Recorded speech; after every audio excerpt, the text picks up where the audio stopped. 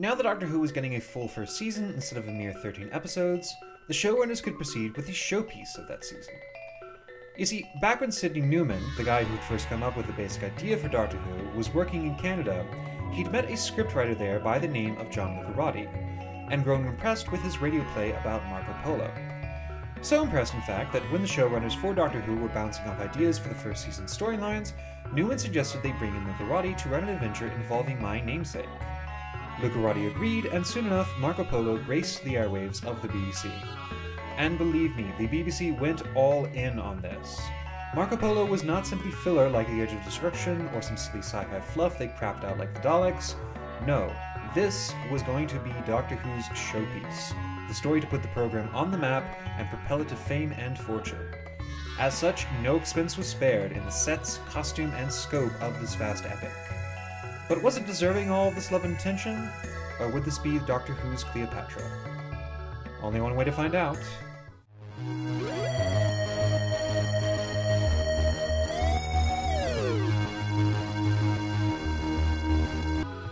After narrowly managing to avoid getting blown up, the TARDIS crash lands in the middle of the Himalayas. Hey, that's Earth! Bit of a ways away from England, but surely a couple of Sherpas could help Ian and Barbara get back home. Unfortunately, as the TARDIS crew runs into none other than Marco Polo, escorting a diplomatic emissary Tucana to his Lord Kublai Khan, Ian and Barbara realize that they're still a long way from home. Not only that, but the TARDIS is still damaged from its earlier escape, and after becoming convinced it's a flying carriage of some sort, Marco decides it would make a perfect gift for his Khan. But Tigana, meanwhile, has his own sinister plans for the TARDIS. Can our heroes thwart his schemes, survive the trek to Peking, and repair the TARDIS before either Kublai or Tucana get it? To do so will take all of their wits. So, trivia time. There are 3 notable firsts for Doctor Who that make their debut in Marco Polo. The first is that this is the first time where William Hartnell would have to take time off for his health, with the show being rewritten so that he only had to do one scene for the second episode. Sadly, this would not be the last time this happened in the show. The second first is that this is the first missing serial of the show. See, back in the day, the BBC had a policy of junking master tapes of their TV programs after a certain amount of time, due to a lack of home media and a need to leave storage space in their archives. And Doctor Who was hit by this just like every other program at the time. As such, no film footage of any episodes of this serial are known to exist. Sadly, this would not be the last time this happened on the show. It's especially surprising, though, that this should happen to Marco Polo of all serials, since this was meant to be the show's big epic. And so the BBC sold quite a lot of copies of the tapes to other broadcasters. You'd expect at least one episode would have been recovered by now, but in all likelihood, if said tapes exist, they're probably in the greasy talons of some private collector. Maybe whoever it was that pilfered episode 3 of The Web of Fear. Thankfully, because this was meant to be Doctor Who's big epic, there are plenty of telesnaps of the story. These are off-screen photographs of TV productions which were used for promotional material or for actors wanting to show off their work when looking for employment, and in the case of Marco Polo, there are enough telesnaps and enough full-color on-set photographs that watching the serial via telesnap is pretty darn close to watching it in film. Of course, once you take a look at the telesnaps, you'll soon see the third first of Marco Polo, which is that it's the first Doctor Who serial to have yellowface. Yeah. With the exception of Xenia Merton, all the Asian characters are played by white actors in makeup. Sadly, this would not be the last time this happened on the show.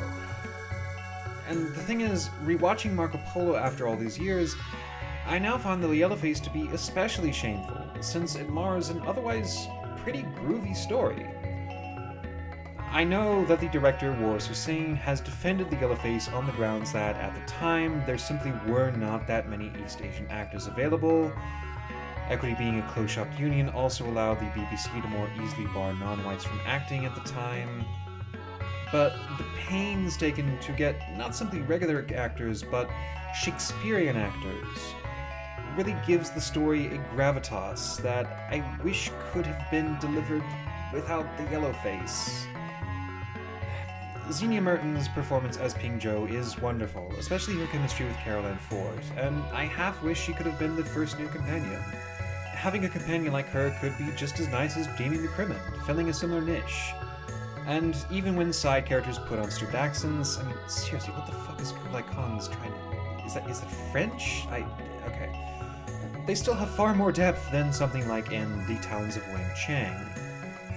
The warlord Tigana is a straight-up anime villain, with a swagger and cunning that clues you in immediately that he's not someone you want to mess with. And even though the TARDIS crew cottoned on pretty rapidly that he's a bad I imagine his Giga Chad sneers didn't help hide his villainy.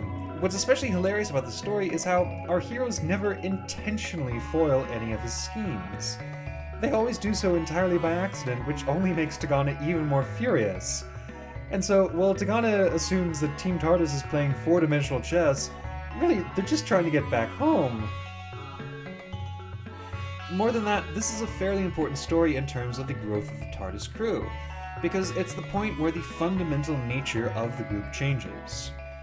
Sure, Ian and Barbara still want to get home, but now they're more willing to dally a bit before they do, and enjoy some more adventures with the Doctor.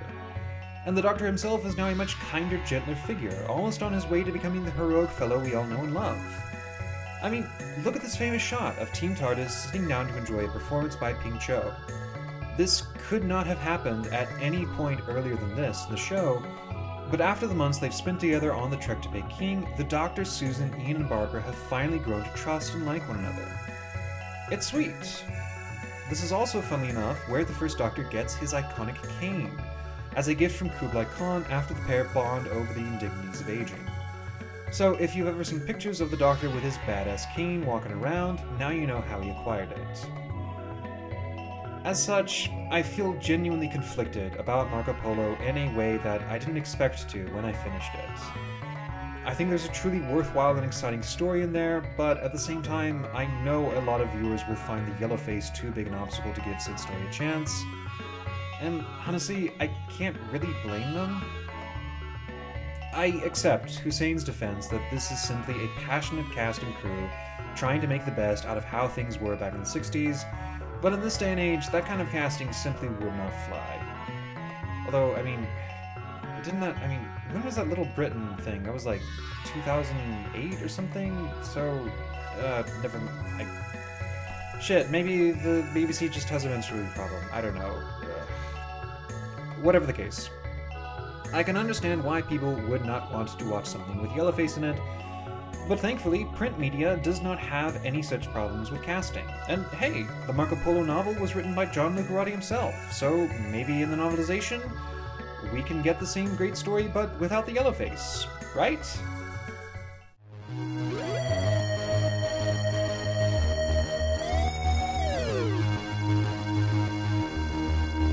Well, no.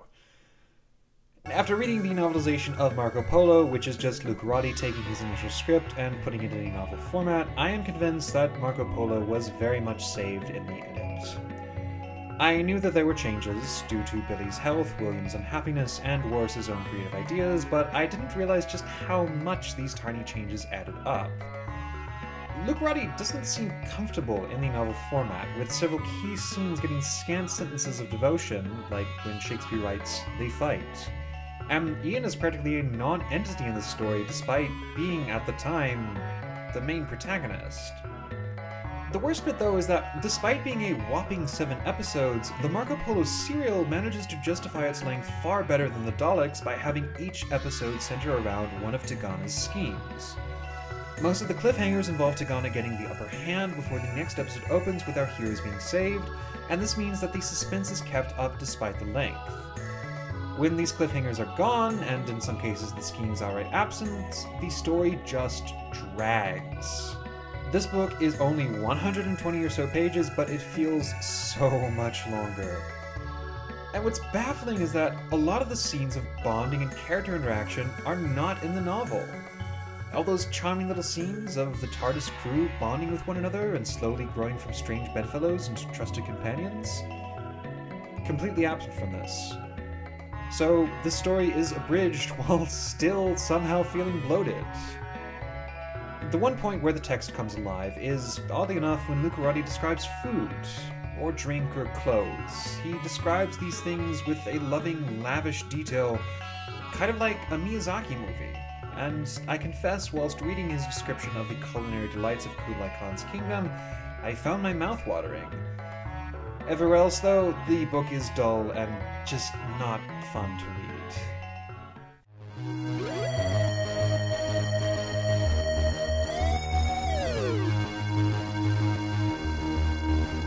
This was the first major surprise I experienced in the series, as I genuinely expected, and on some level hoped, that the novelization of Marco Polo would come out looking better than the original serial, or at least come out looking, you know, good.